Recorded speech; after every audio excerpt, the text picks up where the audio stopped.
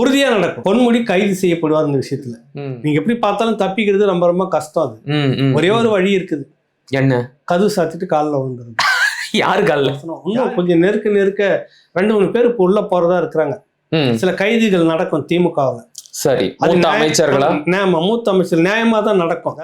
முதல்ல நேருவை போட்டு கொடுத்தது யாரு தெரியும்னு சொல்றாங்க தெரியுமா உங்களுக்கு? செந்தில் பாலாஜி. ஓஹோ. கருணாநிதிக்கு டாக்டர் பட்டம் கொடுத்தப்ப நாய் கழுத்துல டாக்டர்னு கட்டி, பன்னி கழுத்துலயும் டாக்டர்னு ஏதோ கட்டி ஊர்வலம் கொண்டுட்டு போய் போராட்டம் பண்ணாங்க. அண்ணாமலை பல்கலைக்கழகத்துல மாணவர்கள் போராடுறப்ப பெரும் கலவரம் வந்து அடிச்சு போட்டு கொண்டுட்டாங்க. சொந்த அப்பனை கொண்டு வந்து என் மகன் இல்லைன்னு சொல்ல வச்ச கூட்டம் எதிரும். ஒரு 3-4 அமைச்சர்களுக்கு அதுக்கு முன்னாடி சில முடிவுக்கெல்லாம் வந்துடும். முடிவுன்னா கைதா தெரியல, எனக்கு தெரியல, ஏதோ ஒரு முடிவுன்னு வச்சுக்கீங்களேன். நீங்க ஏன் அதை சொல்லிட்டு சிரிக்கிறீங்க? சரி சரி சரி. நெற்றிக்கண் திறப்பினும் குற்றம் குற்றமே. நெற்றிக்கண் வலையொலி உறவுகளுக்கு வணக்கம். இன்றைய அரசியல் உரையாடலுக்காக நம்முடன் இணைந்திருப்பவர் மூத்த ஊடகவியலாளர், பத்திரிகையாளர் அண்ணன் ஏகலைவன் அவர்கள். வாருங்கள், அவருடன் பேசலாம். அண்ணே வணக்கம். வணக்கம். வணக்கம் தம்பி. ரொம்ப மகிழ்ச்சியான செய்தி வந்திருக்கு.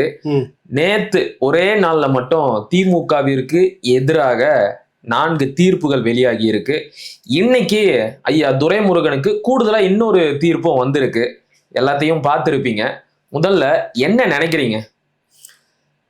அதாவது என்ன சொல்றதுனாக்கா, காலமோ இல்லை நீதியோ, காலம் கடந்தாவது ஒரு நியாயத்தை சொல்லணும் ஒரு நேரம் வரும்.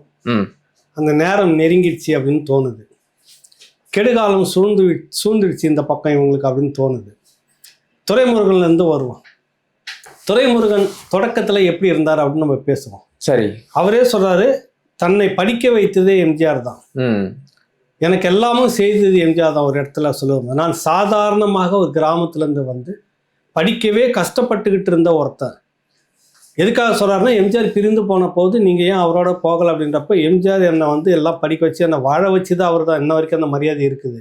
ஆனால் நான் தலைவனோட நிற்கிறேன்னு சொல்லும்போது இந்த விஷயத்த சொல்ல வராது, குடும்ப பின்னணி. அப்படி இருந்த துரைமுருகனுக்கு இன்னைக்கு எத்தனை 1000 கோடி சொத்துக்கள் இருக்குன்னு நீங்கள் பார்த்துக்குங்க. அது உங்களுக்கு இந்த சொத்துக்கள்லாம் வர்றப்ப நீங்கள் ஒரு முறையும் வந்து நான் நியாயமாக தான் சம்பாதிச்சேன்னு சொல்லும்போது, குறுகிய இந்த காலத்துக்குள்ள ஒரு 5 வருஷத்துக்கு நீங்கள் ஆட்சியில் இருக்கும்போது தான் சொத்து அதிகமாக ஏறிக்கிட்டே போகிறது. மர்மம் என்ன ஆகுது? அது என்ன உங்களுக்கு மட்டும் இப்போ அந்த ரகசியத்தை நீங்கள் எங்களுக்கெல்லாம் சொல்ல வேணாம். உங்கள் திமுகவிலேயே லட்சக்கணக்கான பட்டதாரிகள் படிச்சுட்டு வேலை இல்லாமல் நிறைய போஸ்டர் ஒட்டின்னு கஷ்டப்பட்டு இருக்கிற எத்தனையோ குடும்பங்கள் இருக்குது. ஏதோ ஒரு கிராமத்தில் இருக்கிற ஒரு இளைஞனுக்கு அந்த ரகசியத்தை சொல்லி கொடுங்க. எப்படி வந்து சிரிக்கிற விடியம் இல்லை தம்பி, இது உண்மைதான். உண்மையை சொல்கிறேன். நம்ம கட்சிக்காரன் பையன் நம்மள மாதிரி நம்ம ஆயிட்டம் கோட்டி சொன்னான், அவனும் ஆகணும் இல்லை, இந்த எண்ணம் கூட உனக்கு இல்லாமல் அவனை போஸ்டர் ஓட்டுறதுக்கு பயன்படுத்தினீங்கன்னா அது துரோகம் இல்லை. கண்டிப்பாக. கருணாநிதி குடும்பம் மட்டுமே எப்படி இந்த அளவுக்கு சொத்து நீக்க குவிஞ்சிக்கிட்டே வந்துச்சு, அதெல்லாம் எங்கே வந்திருந்த பணம், எப்படி அவங்க அந்த தொழில் ரகசியத்தை நீங்கள் எல்லாருக்கும் சொல்லிக் கொடுங்க. உன் கட்சியில் நிர்வாகிகள் எல்லாத்தையும் சொல்லிக் கொடுங்க. இப்போ நீங்கள் மட்டுமே ஒரு குறிப்பிட்ட பார்த்தீங்கன்னாக்கா, துரைமுருகன், கருணாநிதி குடும்பம், உதயநிதி, ஸ்டாலின், இவங்க கனிமொழி, நேரு இப்படின்னு ஒரு பட்டியல் எடுத்துக்கங்க. கிராமந்தோறும் ஒரு கோட்டீஸ்வரம் தானே எவ்வளவு நல்லது தமிழ்நாட்டுக்கு. நிச்சயம் இந்திய அளவில் முதன்மையா பேசப்படுது. ரொம்ப சிறப்பா இருக்கும். அந்த தொழில் ரகசியத்தை ஒரு இன்ஸ்டியூட் வச்சு பயிற்சி எடுங்க. நாங்கள் இப்படிலாம் வந்து 5 வருஷத்துல இப்படி நாங்கள் வந்து வளர்ந்து வந்தோம் அப்படின்னு இதெல்லாம் சேர்த்துக்க வேண்டியது. வழக்கு வந்துச்சுனாக்கா வழக்கில் போயிட்டு உங்கள் ஆட்சியில் இருக்கும்போது விடுதலை வாங்கிட்டு வெளியில் வந்துட்டு நாங்கள் தூய்மையானவர்கள், ஊழல் குற்றச்சாட்டு நிரூபிக்கப்பட்டதா, எப்பாவது வழக்கு வந்ததா, வழக்கு வந்தாலும் அது நிரூபிக்கப்பட்டதா, இப்படின்னு இன்ன வரைக்கும் பேசிக்கிட்டு உட்காந்து சுற்றிட்டு இருக்கீங்களே. இது எத்தனை காலம் நடந்துகிட்டே இருக்கும்னு நினைக்கிறீங்க? என்னைக்கே ஒரு நேரத்தில் ஒரு முடிவும் ஒரு விடிவும் வரணும் இல்லை? நிச்சயமா அதுதான் நடந்திருக்குது. இந்த வெள்ளூர்ல நடந்த வழக்கு 96-2001 அந்த காலகட்டத்தில் ஊழல் 3 கோடிக்கு மேலே, அந்த காலகட்டத்தில் சொத்து வந்து மனைவி, மகன், உறவினர் பேரில் சேர்த்து வச்சிருந்த வழக்கு வருது. வந்துட்டு உடனே இவங்க ஆட்சி பீரியட்லேயே வராங்க. அதை விடுதலை அடுத்த ஆட்சிக்கு வந்தோடனே இவங்களே வழக்கு போட்டு இவங்களே வாதாடி விடுதலை வாங்கிட்டு போயிட்டாங்க. 2013 அதிமுக ஆட்சிக்கு வந்த பிற்பாடு அதிமுக என்ன பண்ணு, திரும்பவும் மேல்முறையீடு போகுது. அந்த மேல்முறையீடு தான் இன்னைக்கு வந்து இப்படி வந்திருக்கு. கிட்டத்தட்ட ஒரு 15 வருஷம் கழிச்சு இருக்கு. காலம் கெடுகாலம் வந்துச்சுன்னா எப்படி வேணாலும் சுத்துன்னு சொல்லுவாங்க. அவங்க பெரியவங்க சொல்லுவாங்க, எங்கோ செவனேன்னு படுத்துங்கிற நாய் வந்து வெடுக்குன்னு பிடிங்கிட்டு போயிடும்.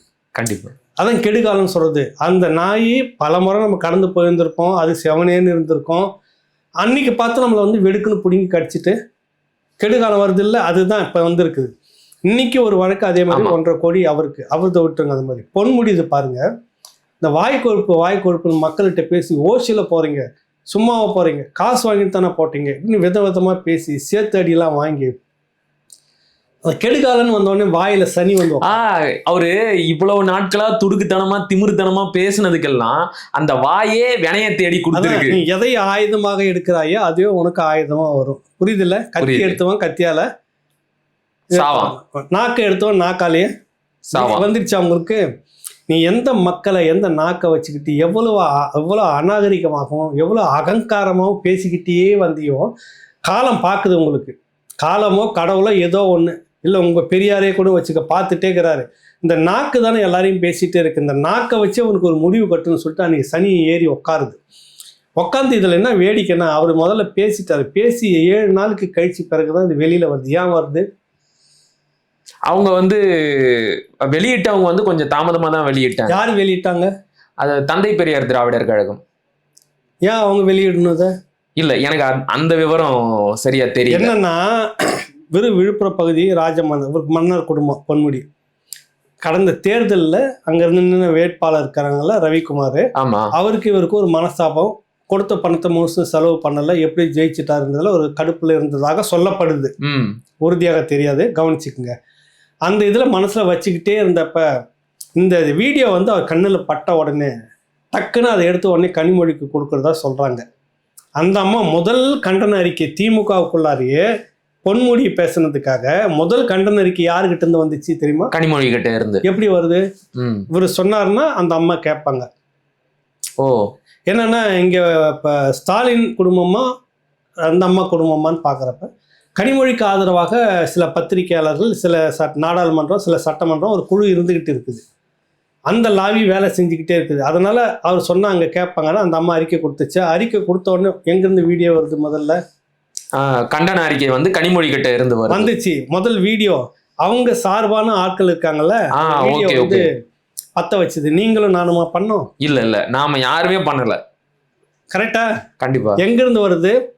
அதாவது உங்களுக்கு கடவுளோ சொல்றேன், இயற்கையே சொல்றேன், சனி எப்படிலாம் நாக்களை உட்காருது பாருங்க. நீ எந்த அகம்பாவத்துல மக்கள்கிட்ட பேசி இந்த நாக்களை வச்சு ஒன்று அடிக்கணும்னு கடைசியோட கொண்டு வந்து ஒன்றை சேர்ந்தவங்களே சதி பண்ணதான் சொல்றாங்க. தெரியல, உங்களுடைய திராவிட சேனல் தான் முதல்ல இதை பெருசா வெடிக்க வச்சுது.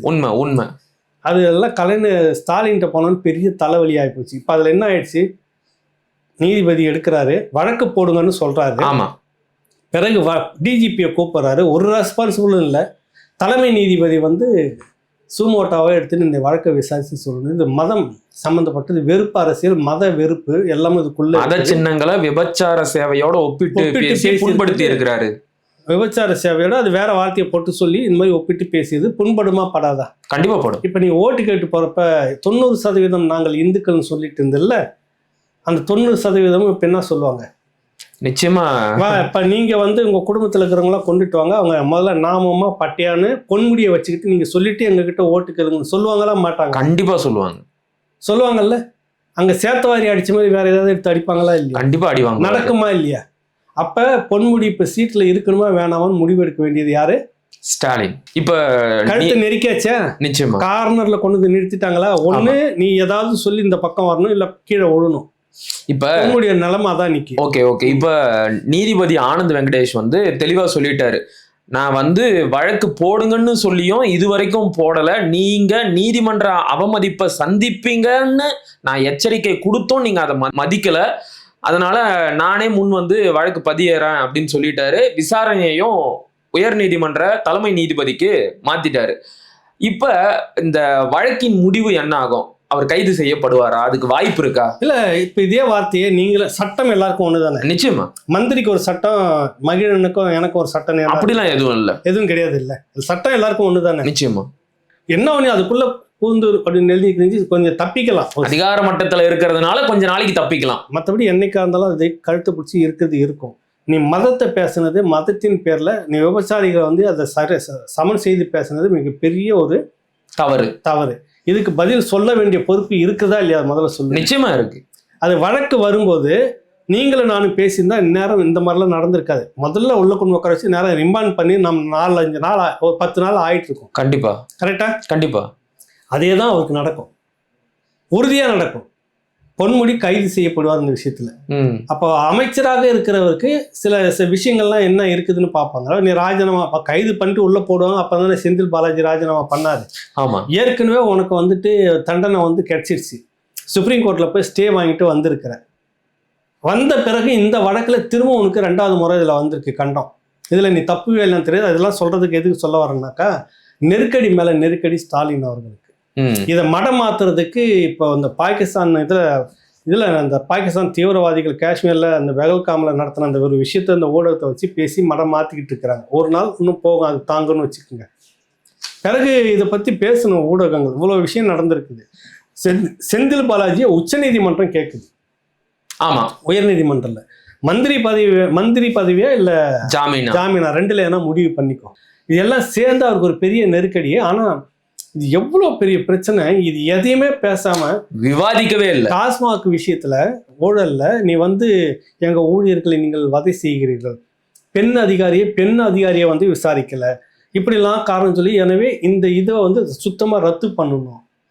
நீ 1000 கோடி அடிச்சுன்னு இருப்ப, ஈடி வந்து வழக்கு வந்து பிடிச்சாங்கனாக்கா ஒரு 100 ரூபாய் பிட் பாக்கெட் அடிச்சுட்டு போறோன்னு டிவி போட்டு வச்சுட்டு உள்ள லாக்கப்ல போட்டு ஜட்டியோட உட்கார வச்சு அடிச்சு, எத்தனை இடத்துலடா இந்த மாதிரி விசாரிச்ச, எங்கெல்லாம் அடிச்ச, ஒரு 10 இடத்துல அவன் எல்லா கேஸையும் சேர்த்து அவன் மேல போட்டு உள்ள அனுப்புறோம்ல. கண்டிப்பா டாஸ்மாக்ல எவ்வளோ 1000 கோடிக்கு மேலன்னு சொல்றாங்க. ஒரு டிவிஷன்ல மட்டுமே பாட்டில்ல மட்டுமே 1000 கோடி, 10 பைசா 10 ரூபாய் அதிகம். அது இல்லை, பாட்டில் கான்ட்ராக்ட், அந்த பாட்டில் சரக்கு பாட்டில் புதுசா வாங்குறாங்கல்ல, அதை திரும்ப இங்கேருந்து பழைய பாட்டில் வாங்கிட்டு போறாங்க. ஆனா புது பாட்டிலுக்கான விலையே வந்து உள்ள இருந்து இருக்குது. பழைய பாட்டில் 2 ரூபாய், புது பாட்டில் 6 ரூபாய். இந்த பாட்டில் மட்டுமே 1000 கோடி கிட்ட அப்படின்னு வந்திருக்குது. இவ்வளவு அடிச்சு நீ உட்காந்து இருப்ப, உனக்கு வேடிக்கை பார்த்து இருக்கணும். நீங்க வந்து அதிகாரத்துல வந்து உங்களை யாருமே ஒருத்தனுக்கு கேள்வி கேட்க கூடாது அப்படின்ட்டு நீங்க வந்து விசாரணை ரத்து பண்ணணும்னா நாங்க ரத்து பண்ணிட்டு உட்காந்து இருக்கணுமா ஒரு கேள்வி வந்துருச்சாங்க. நிச்சயமா கரெக்டா வந்து இப்போ வந்து நெத்தி போட்டு அடிச்சிச்சு, தள்ளுபடி பண்ணிச்சு தமிழ்நாடு அரசு. நீங்க வந்து சட்டத்தை வந்து தப்பா பயன்படுத்தி ஒரு கண்டனத்தை தமிழ்நாடு அரசுக்கு, இந்த கூட்டாட்சி முறைக்கு ஒரு இது இருக்குது, நீங்க வந்து தவறா பயன்படுத்திக்கிட்டு இருக்கிறீங்க, நல்ல விஷயத்துக்கு பயன்படுத்துங்க. அதாவது உச்ச நீதிமன்றமும் துப்புச்சு, உயர் நீதிமன்றமும் துப்பி. இப்ப இவர் வந்து அமைச்சர் பதவியில இருந்து ராஜினாமா பண்ணுவாரா? வாய்ப்பு இருக்கா? பண்ணாருன்னா நல்லது, பண்ணித்தான் ஆகணும். இல்லைன்னா உச்ச நீதிமன்றமே அமைச்சர் பதவியை டிஸ்மிஸ் பண்ணுமா? ராஜினாமா பெயில வந்து கேன்சல் பண்ணும். கேன்சல் பண்ணிட்டோம்னு திரும்ப நீ உள்ளதான் போடணும். கேன்சல் பண்ண அடுத்த நிமிஷம் கைது பண்ணி உள்ள வச்சிருவாங்க. கண்டிப்பா திரும்ப 2வது முறை அடுத்த முறை பெயிலுக்கு போகல. ஓகே, இப்ப 2 நாள்ல இன்னும் கொஞ்ச நாள்ல வந்து இவர் அமைச்சர் பதவியை ராஜினாமா பண்ணுவாருன்னு நம்ம எதிர்பார்க்கலாம். கொஞ்ச நாள் இல்ல, 28ஆம் தேதி வச்சிருக்காங்க. ஆமா, பதில் சொல்லி இருக்காங்க. 4 நாள் இருக்குது. நீங்க எப்படி பார்த்தாலும் தப்பிக்கிறது ரொம்ப ரொம்ப கஷ்டம். அது ஒரே ஒரு வழி இருக்குது. என்ன? கதவு சாத்திட்டு காலில் வந்துருது. யாரு காலில்? யாரு? டெல்லி காலில் தான். அங்க போயிட்டு. ஆமா, வேற எங்க விழுவ நீங்க? செய்வாங்கன்னு நம்புறீங்களா? எனக்கு உறுதியா இவங்க அவ்வளவு பெரிய போர் வீரர்களா இவங்க வரலாறு முழுக்க எடுத்து பாருங்க. உங்களுக்கு இல்ல, ஐயா ஸ்டாலின் தான் சொல்றாரு, நாங்க எப்பவுமே அவுட் ஆஃப் கண்ட்ரோல்ல தான் இருப்போம் அப்படின்னு. Under control. நான் ஏற்கனவே பேசிட்டேன். அவுட் ஆஃப் கண்ட்ரோல்லாம் சொல்லாதீங்க. இருந்ததுல வந்து அதிகமாக தமிழ்நாட்டில் மத்திய அரசு கூட கூட்டணி வச்சு 1 மண்ணா இருந்ததுல 15 வருஷத்துக்கு நேரடியாகவும் 3 வருஷம் மறைமுகமாகவும் 18 வருஷத்தை நீங்க ஒன்னாவே இருந்துட்டு வந்துட்டீங்க. நீங்க வந்து அவுட் ஆஃப் கண்ட்ரோல் எப்படி சொல்ல முடியும்? நீங்க சொல்லுங்க. இல்ல, நீங்க எங்களுக்கு நிதி தராம விட்டாலும் நாங்க எப்பவுமே உங்களுக்கு கட்டுப்பட மாட்டோம், எப்பவுமே நாங்க வந்து எல்லா துறையிலையும் முன்னேறி அவுட் ஆஃப் கண்ட்ரோல்ல தான் இருப்போம் அப்படின்னு ஐயா சொல்றாரு. எல்லா விஷயத்திலயும் அண்டர் கண்ட்ரோல் தான். நீங்க பாஜக RSS உடைய மாநாடு எங்க நடந்துச்சு? எப்படி நடந்துச்சுங்க? தொடர்ச்சியா பேரணிகளும் நடக்குது. எப்படி நடக்குதுங்க? நீங்க அவுட் ஆஃப் கண்ட்ரோலா அண்டர் கண்ட்ரோலா? நீங்க 8 வழிச்சாலை இன்னும் போடுவேன்னே சொல்லிட்டு இருக்கிறீங்க. பரந்தூர் விமான நிலையமும் அமைப்புன்னு சொல்றாங்க, சொல்லிட்டு இருக்கிறீங்க. இவ்வளவு நீங்க புதிய கல்விக் கொள்கையை வேற மாதிரி மாத்தி கொண்டுட்டு வரதா நீங்க போட்ட தலைவரே டாக்டர் ஜவஹர் நேசன் சொல்லிட்டாரு. எனக்கு நிறைய பட்டியல் இருக்குது.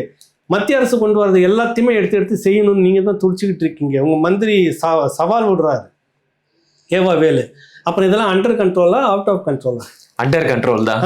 அண்டர் கண்ட்ரோல் தான். துட்டு வருது அப்படின்னாக்கா அண்டர் கண்ட்ரோல். வேற எதனா விஷயம் வசனம் வீர வசனம்னா அவுட் ஆஃப் கண்ட்ரோல்ன்றதா? எந்த காலத்துல நீங்க அவுட் ஆஃப் கண்ட்ரோல் இருந்தீங்க?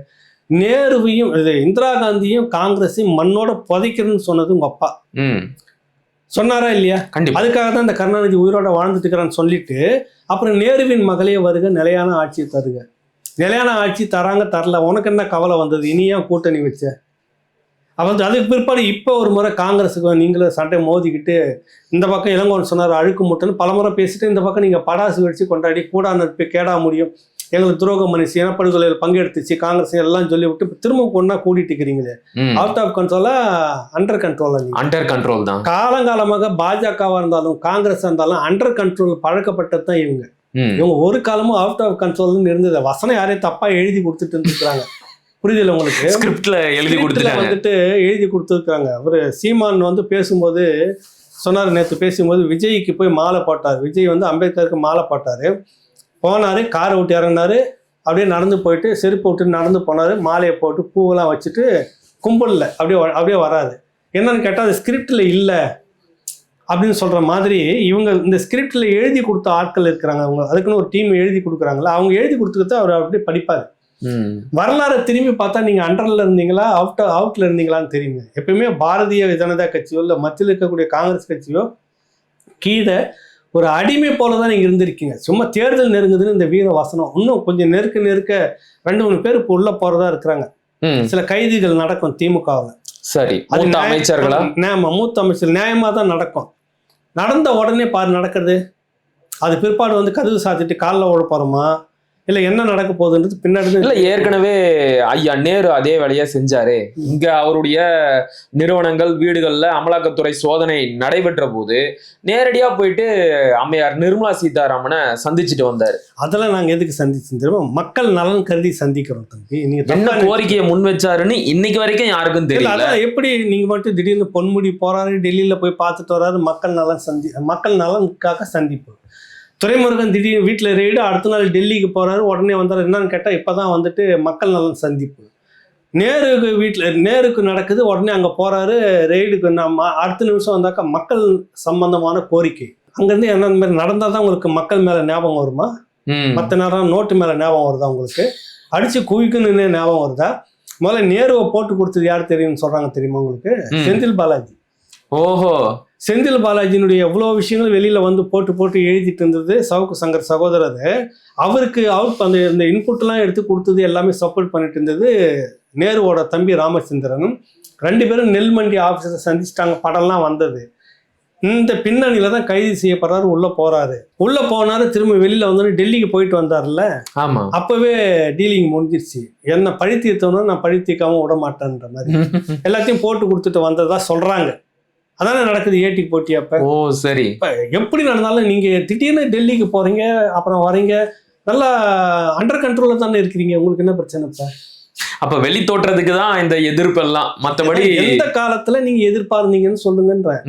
இப்ப கவர்னர் மாளிகை பிரச்சனை எடுத்துட்டீங்கன்னாக்கா, ஜெயலலிதா நடத்தின விதம் வேற. கவர்னர் நடு ரோட்லயே ரவுண்டு கட்டி அடிச்சு CV சண்முகம் விழுப்புரத்தும் பக்கத்துல சென்னாரெட்டியை 2.5 மணி நேரம் வெட்ட வெளியில வெயில்ல தவிக்க விட்டு காரை விட்டு இறங்க விடாம பண்ணி, அது பிற்பாடு வந்தோடனே இங்கே வந்து கவர்னர் மாளிகைக்கான மின் துண்டிப்பு நடந்தது. குடிக்க தண்ணி அனுப்பலாம் தான், வாட்டர் சப்ளை கட் ஆயிடுச்சு. சட்டமன்றத்தில் கூட்டுறாங்க, இனிமேல் பல்கலைக்கழகங்களுக்குலாம் வேந்தரே முதலமைச்சர் தான்.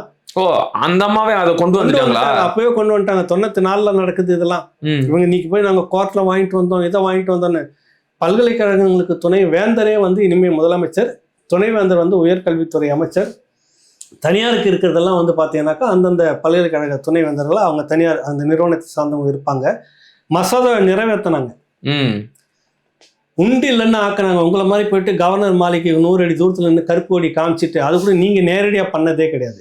இந்த கூட வந்து ஒட்டு திண்ணைகள் இருக்குல்ல, அவங்களெல்லாம் அனுப்பி ஒரு போராட்டம் பண்ண சொல்லி, நீங்கள் திமுக நேரடியாக கலந்துக்காது, ஒட்டு திண்ணைகள் எல்லாம் வச்சு நீங்கள் ஒரு போராட்டம் பண்ணுங்கன்னு சொல்லிட்டு அப்படி தான் இந்த 100 அடி வெளியிலே பண்ணிட்டு இருக்கிறீங்க. அது நின்று உள்ள நின்று இறங்கி அடிச்சுது. நீங்க வந்து சொல்றீங்க நாங்க எப்பவுமே அவுட் ஆஃப் கண்ட்ரோல் தான், எப்பவுமே அண்டர் கண்ட்ரோல்ல இருந்து உங்களுக்கு பழக்கம். அண்டர் கண்ட்ரோல்ல இருக்க போய் தானே இவர் டெல்லிக்கு போறாரு. உங்களுக்கு மட்டும் எப்படி பார்க்க நேரம் கிடைக்குது? நிர்மலா சீதாராமன், இது சரியான கேள்வி. இல்ல மோடியோ, உதயநிதி போனாரு. ஒரு துணை முதலமைச்சர் இந்தியாவுக்குள்ளார வேற எங்கேயாவது துணை முதலமைச்சரோ நினைச்ச நேரத்துல போய் பார்த்துட்டு வர முடியுதா? பிரதமரை வாய்ப்பே கிடையாது. அவரும் பார்க்கிறாரு. இவர் நீங்களும் 2 முறை 3 முறை போய் கூட்டணும். 2 முறை கூட்டிட்டு வந்து இங்க விழாவே நடத்துனீங்க. தமிழ்நாட்டுக்கு வெள்ளி தட்டுல வச்சு 11 மருத்துவக் கல்லூரி கொடுத்துருக்கிறாருன்னு உங்க TR பாலு சொன்னாங்க. அது அண்டர் கண்ட்ரோலா அவுட் ஆஃப் கண்ட்ரோலா? அண்டர் கண்ட்ரோல் தான்.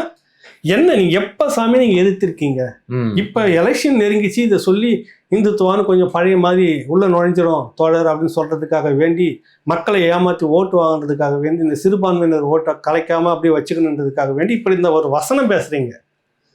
எதையாவது ஒண்ணு நாங்க அவுட் ஆஃப் கண்ட்ரோல் அப்படின்னு ஒன்னு சொல்ல நீங்க ஏதாவது ஒண்ணு சொல்லுங்களேன். தெரியல இருக்கிறோம். நேரு திடீர்னு போறாரு பாக்குறாரு, பொன்முடி திடீர்னு போறாரு, ஏதோ முடிஞ்சிட்டு வந்துருச்சு. செந்தில் பாலாஜியும் போனாரு, அவரு விஷயம் அப்படி இருக்குது. இந்த பக்கம் ஒரு விஷயத்தை தெரிஞ்சுக்கணும், மந்திரியா இருக்க கூடாதுன்னு சொல்லிட்டு தான் பெயிலே கொடுக்குறாங்க. வந்த 2வது நாள்லயே மந்திரி கவர்னருக்கு அனுமதிக்கிறாரு. எப்படி? அவுட் ஆஃப் கண்ட்ரோலா அண்டர் கண்ட்ரோலா? அண்டர் கண்ட்ரோல் தான். புரியுதா உங்களுக்கு? இனி எந்தையாவது நாங்க மத்திய 8 வழி சாலை பரந்தூர் விமானம் நடக்கவே நடக்காது சீமான் மாதிரி சொல்ல. அதானே துறைமுகம் விரிவாக்கம் நடக்கவே நடக்காது சீமான் மாதிரி சொல்ல. அப்ப நீ அவுட் ஆஃப் கண்ட்ரோலா அண்டர் கண்ட்ரோலா? தொடர்ந்து கட்டுப்பாட்டுல தான் இருக்கு. நீ இருந்து விட்டு யாரையோ எழுதி கொடுத்தா அது எனக்கு தெரிஞ்சு வேற எங்கேயோ போக வேண்டிய சீட்டு அவருக்கு மாறி வந்துச்சுன்னு நினைக்கிறேன். நாங்க அவுட் ஆஃப் கண்ட்ரோல் அந்த காலத்துல இருந்து என்னவோ, அந்த காலத்துல இருந்து பெரிய அலெக்சாண்டர் மாதிரி போராடின மாதிரி அந்த காலத்துல இருந்தே நீங்க காலில் விழுந்துதான் இருக்கிறீங்க. புரியுது இல்ல? கச்சத்தீவு எதுக்காக விட்டு கொடுத்தீங்க நீங்க? காவிரி பிரச்சனை ஒப்பந்தம் முடிகிற நேரத்துல நீங்க அந்த நாடகத்தை இன்னைக்கு சொன்னாலும் மக்கள் கொதிச்சு போயிடுவாங்க. புரியுதுல? பிரிட்டிஷ் ஆட்சி காலத்துல போட்டது 1974 முடிவுக்கு வருது. முடிகிற நேரத்துல என்ன பண்றாரு இவர், கருணாநிதி போறிய ஒரு வழக்கு வந்து டெல்லியில போடுறாரு. மருமகன் இருக்கிறாரு முரசொலி மாறன், அவர் விவசாயியும் அவரு மூவ் பண்ணாரு. அவர் விவசாய தொழிலாளி கோசி மணி இன்னொருத்தர் 4-5 பேர் சேர்ந்து ஒரு வழக்கு போடுறாங்க. அந்த தேதி முடிகிற நேரம் பார்த்து இவரும் வித்துட்டா பண்றாரு, முரசொலி மாறனும் வித்துட்டா பண்ணிட்டாங்க. காங்கிரஸுக்காக விட்டு கொடுத்தது நீங்க. உங்களுக்காக வேண்டி தண்ணி பிரச்சனை இன்ன வரைக்கும் பிரச்சனை இருக்குது. காரணம் துரோக வேலை பண்ணது நீங்க வந்து சொல்றீங்க நாங்கள் எப்பவுமே அவுட் ஆஃப் கண்ட்ரோல், எப்பவுமே அடிமை சாசனம் எழுதி கொடுத்த கண்ட்ரோல்னு வேணா சொல்லிக்கோங்க. அண்டர் கண்ட்ரோல்ல இருந்துட்டு நாங்கள் அடிமை சாசனத்தோட வாழக்கூடிய பிள்ளைங்கள் வேணா சொல்லிக்கோங்க. மக்களை திரும்ப தயவு செய்து ஏமாத்தாதீங்க. சரிண்ணே.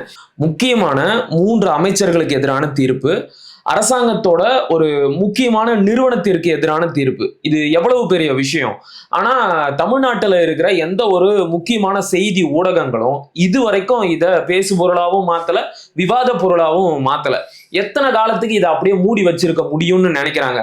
ஒரு கட்டத்துல நீங்க சொன்ன மாதிரி செந்தில் பாலாஜி அமைச்சர் பதவியிலிருந்து விலகினாலோ இல்ல பொன்முடி கைது செய்யப்பட்டாலோ இது மிகப்பெரிய அளவிற்கு வெடிக்காதா? ஏன் வந்து இந்த ஊடகங்கள் இந்த அளவுக்கு திமுகவை பாதுகாக்கல? நேத்து ஏதோ ஒரு சேனல்ல புதிய தலைவர்னு நினைக்கிறேன், செந்தில் பாலாஜி பதவி என்ன ஆகணும் சின்ன விவாதம் வச்சிருக்கிறாங்க. ஆனா மிகப்பெரிய அளவுல இதெல்லாம் விவாதிக்கல.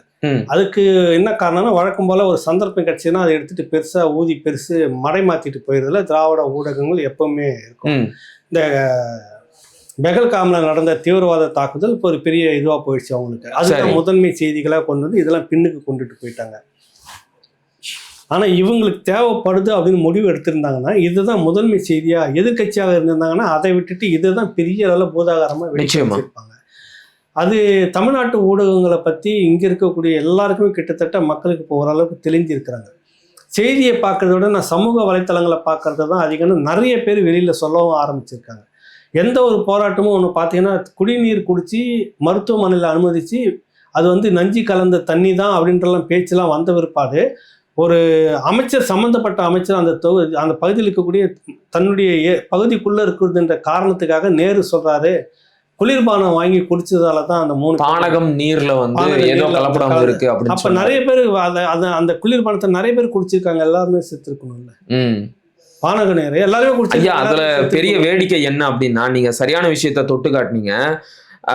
திருச்சியில இருக்கிற உறையூர்ல தான் அந்த சம்பவம் நடந்துச்சு. ஒரு 3 பேர் வந்து இறந்து போயிட்டாங்க.